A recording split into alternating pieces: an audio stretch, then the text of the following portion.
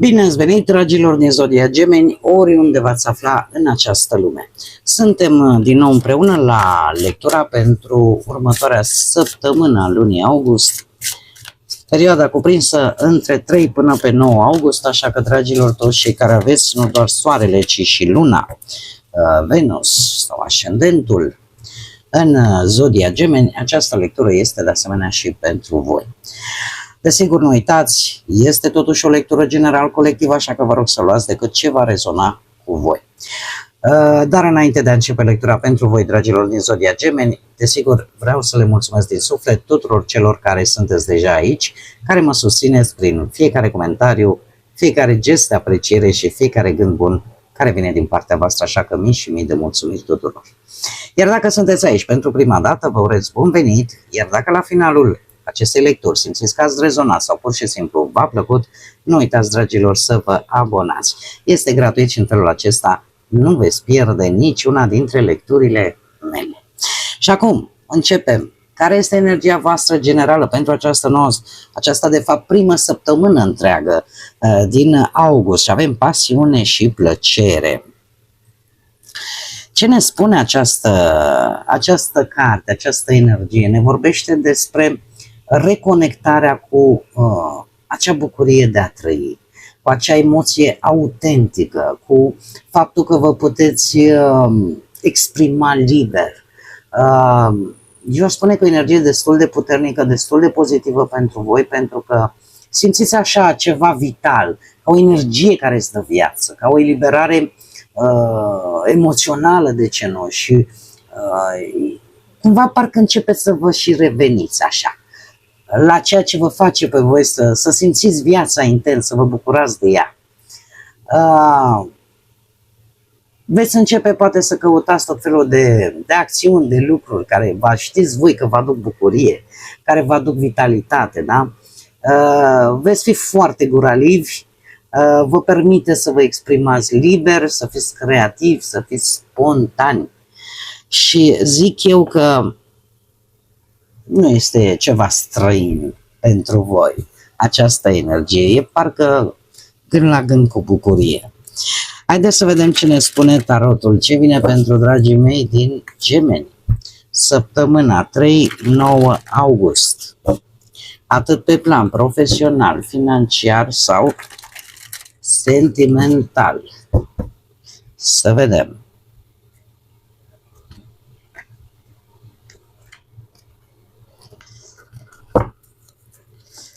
Și avem steaua, zodie vărsător, avem o regină de monede, avem un 10 de spade, ceva se finalizează aici, o regină de cupe, aici este surpriza săptămânii, avem așa, vărsător, taur, fecioară, capricorn și rac, pești, scorpion.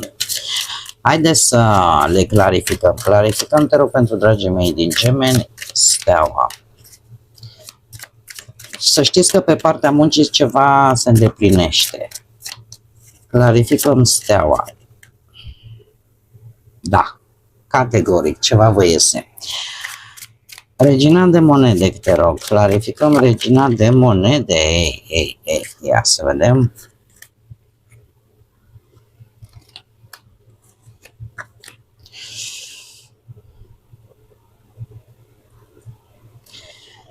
Cum nu s-au întors cu fața, nu le voi pune pe partea banilor, dar asta înseamnă, trebuie să aveți grijă și când voi ajunge la partea banilor, o să vă comentez și de ce trebuie să aveți grijă.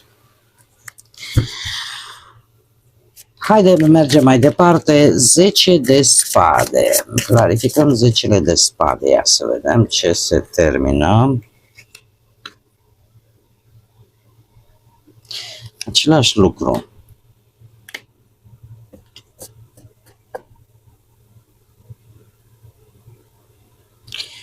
Știți ce? Oricum aici știu ce a fost. Asta o las așa. Și vă spun imediat de ce. Intuitiv simt să fac lucrul ăsta. Regina de cupe, te rog, clarificăm regina de cupe. Pentru că nu s-au întors cu fața. Deci au fost cărți care s-au întors cu fața, astea n-au mai vrut. ce ceva ce voi ori nu știți, ori urmează să vină și voi trebuie să aveți grijă. Deci să vedem. Și surpriza săptămânii. Clarificăm surpriza săptămânii, te rog.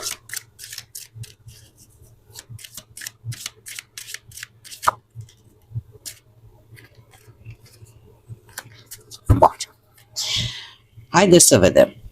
Cum am spus, pe partea profesională se îndeplinește ceva, vine ceva bun pentru voi.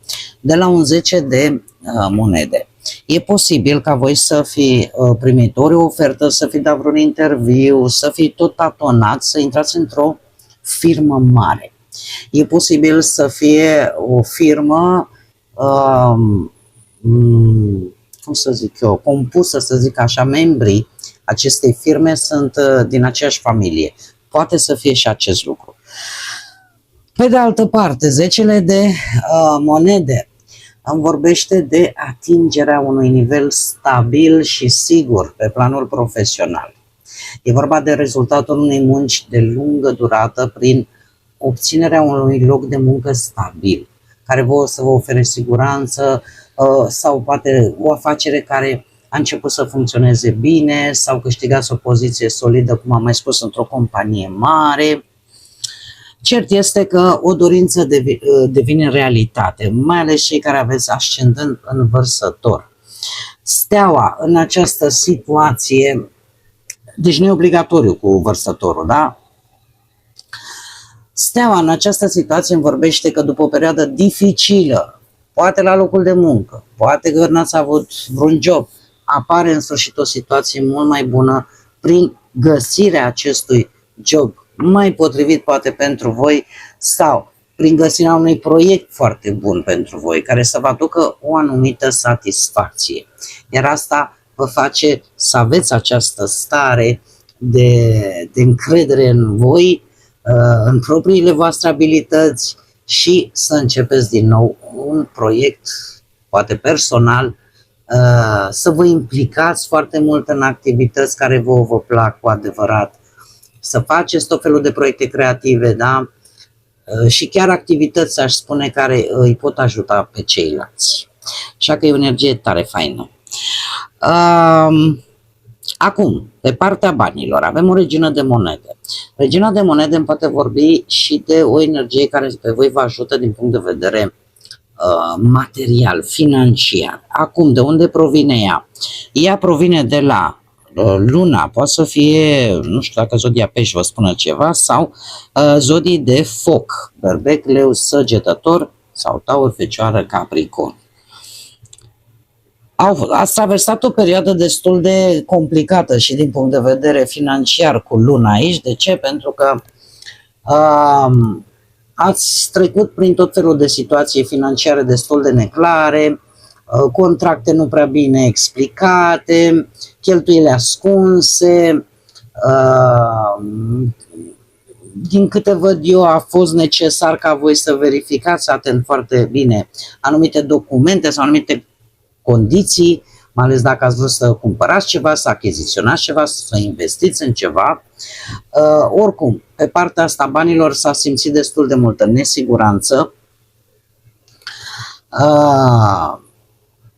sau cel puțin voi v-ați simțit destul de nesiguri din punctul ăsta de vedere. Totuși avem un cavaler de bâte,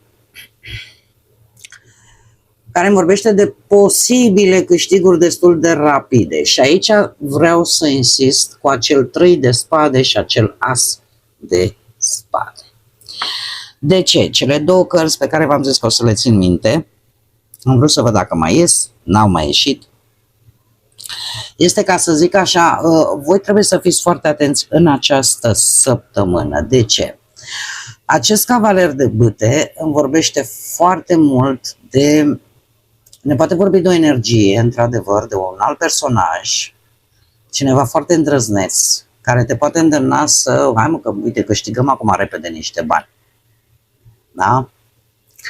Dar, pe de altă parte, deciziile pe care voi le veți lua în această săptămână, din punctul ăsta de vedere, financiar nu trebuie să fie pripite, dragilor. Nu vă implicați în tot felul de propuneri, proiecte care sunt prea riscante. Și aici intervine acel 3 de spade și acel as de spade. Aveți un pic de răbdare, nu vă grăbiți. De ce? Pentru că e posibil să aflați imediat. Există un adevăr pe care voi nu-l știți, pentru că atunci cărțile au fost întoarse invers. E ca și cum n-ar fi vrut să arate.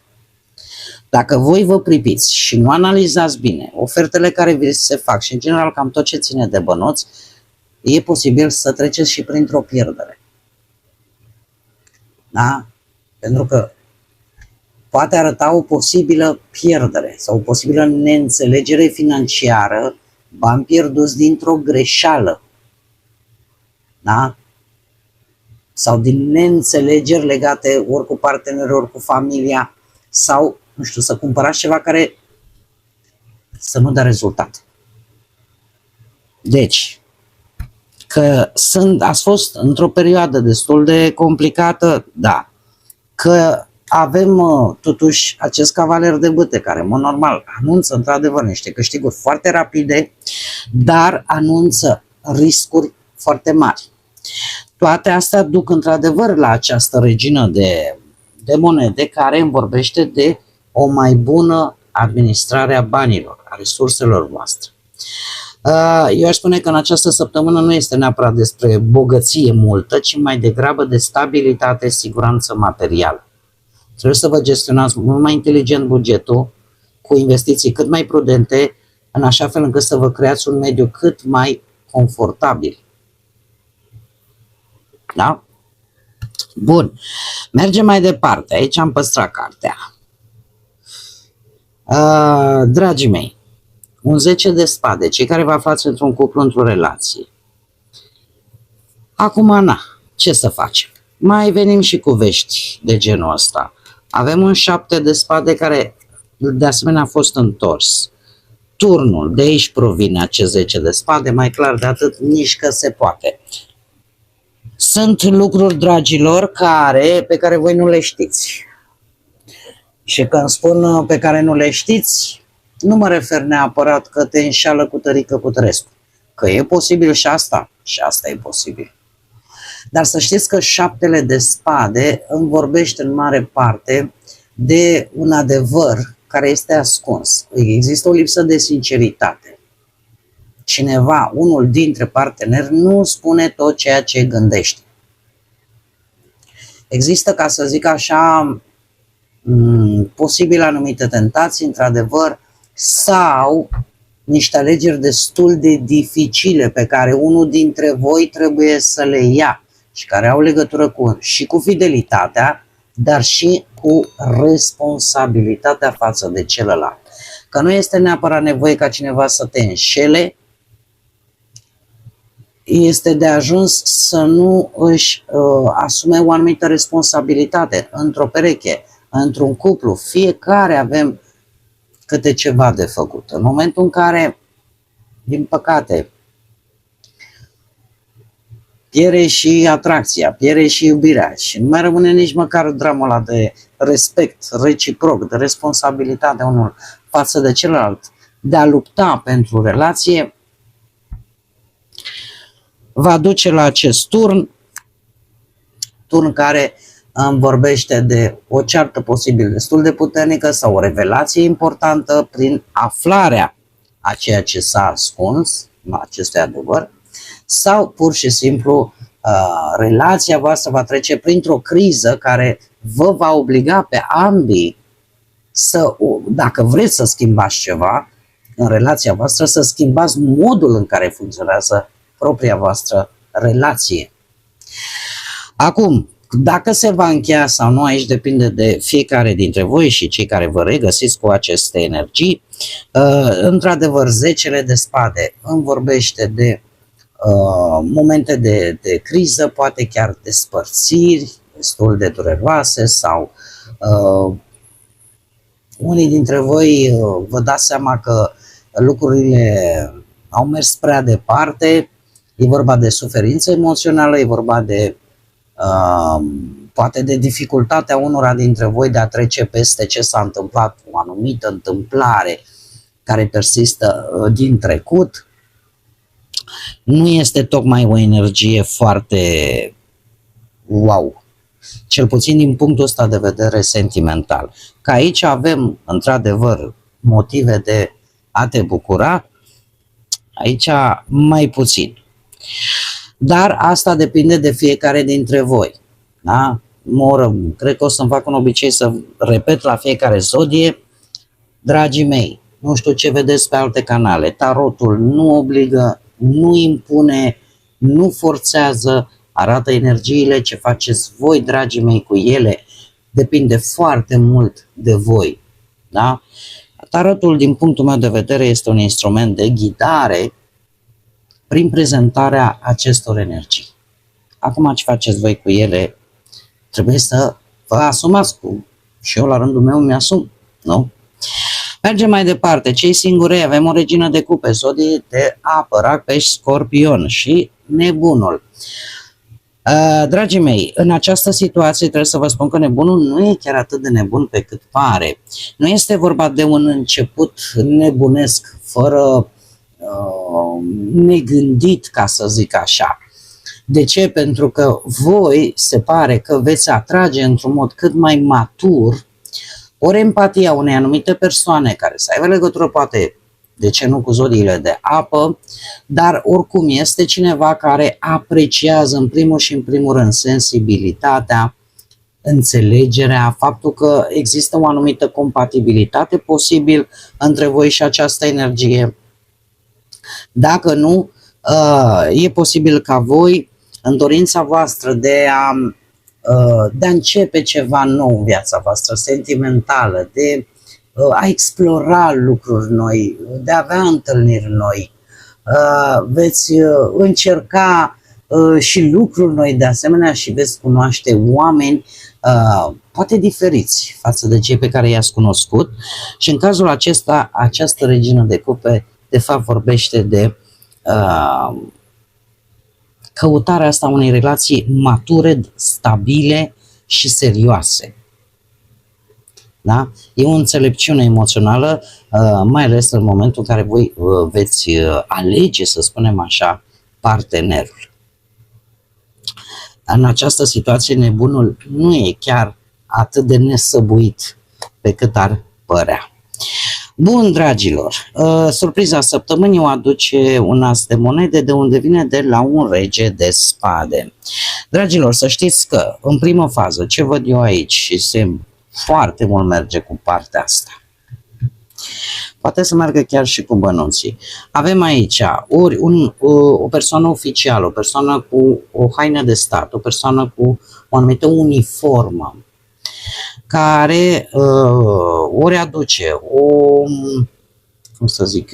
o decizie, o alegere. Este cineva cu experiență, cu rațiune, cu autoritate intelectuală, care poate lua o decizie, o analiză face și ia o decizie care vă deschide o ușă foarte importantă, atât pe plan profesional, dar și financiar. Asta e surpriza pentru voi în această săptămână. Dacă nu, putem vorbi desigur de ideea că voi sunteți, vă poate reprezenta foarte bine pe voi fiind o zodie de aer, Gemeni, Balanță, Vărsător, dacă nu sunteți voi celelalte două zodii, voi cu rațiune, cu logică, fără să vă lăsați, fără să vă lăsați purtați așa de valul ăsta emotiv, veți reuși prin comunicare, prin atitudinea voastră să obțineți această ofertă atât de bună și această poartă care se deschide pentru voi la modul pozitiv. Haideți să vedem acum care e mesajul săptămânii din partea îngerilor pentru voi, dragilor, din singura care s-a întors. Aici au zburat în mesaje. Ia să vedem. Și avem așa, acceptare. Uită-te la tine însuți și la ceilalți cu niște cu ochii îngerilor. Ce înseamnă asta? Cu iubire necondiționată și cu acceptare. În acest mod vei inspira și vei anima tot ceea ce este în jurul tău pentru a ajunge la maximul tău potențial. Ce ne spune acest mesaj, dragilor? Așa, foarte pe scurt, să vă priviți pe voi, în același timp să-i priviți și pe ceilalți din jurul vostru, din situațiile cu care voi vă confruntați. Dar cum să-i priviți? Atât pe voi cât și pe ceilalți, cu mai multă înțelegere, cu mai multă compasiune și mai puțină judecată, cu mai puține prejudecăți. A accepta nu înseamnă să aprobi orice, da? Ca să nu mergem dintr-o extremă în alta, ci mai degrabă să vedeți oamenii și situațiile fix așa cum sunt. Fără să încercați nici să le ridicați în slăvi, dar nici să le coborâți în praful din drum. Da? Adică nu le forțați în niciun fel. De ce? Tocmai din această atitudine de a accepta lucrurile și oamenii fix așa cum sunt, fără să-i judecăm. Și pe voi, acceptați-vă așa cum sunteți. Nu vă mai judecați mai mult decât este nevoie. Pentru că acceptarea aduce mai multă liniște, mai multă încredere și, de ce nu, mai multă evoluție. Pentru că începeți să vă cunoașteți atât pe voi cât și pe ceilalți. Bun, dragii mei, cam aceasta a fost lectura pentru voi pentru această nouă săptămână de august. Eu vă mulțumesc tare mult că ați fost alături de mine, iar până data viitoare, când ne vom reîntâlni cu siguranță la o nouă lectură, nu uitați, suflete frumoase, să gândiți înalt, să zburați înalt și, desigur, lăsați ca pacea, credința, liniștea și lumina să vă însoțească la fiecare pas.